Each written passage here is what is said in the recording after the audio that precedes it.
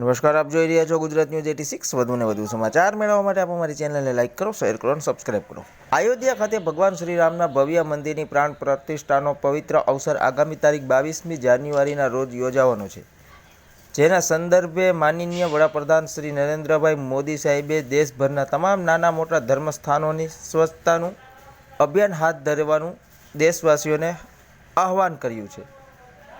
માનનીય વડાપ્રધાન શ્રીના આ આહવાનને ઝીલી લઈને 14 દિયોદર વિધાનસભામાં આપણે તમામ ધાર્મિક સ્થળોએ સ્વચ્છ અને સુદ્ધડ બનાવવા તારીખ 14 થી 22 જાન્યુઆરી સુધી સફાઈ અભિયાન શરૂ કર્યું છે, જે અંતર્ગત આજે મકર સંક્રાંતિના દિવસે દિયોદર તાલુકાના ડુચ્ચકવાડા ગામના રામજી મંદિરે દર્શન કરીને મંદિર પરિસરના સફાઈ કાર્યમાં શક્તિ કેન્દ્ર પ્રમુખ સાગર ગજ્જર, સુરેશભાઈ ચૌધરી, ધીરજભાઈ ઠાકોર, પ્રકાશભાઈ જોશી, રાજુભાઈ જોશી જોડાયા હતા।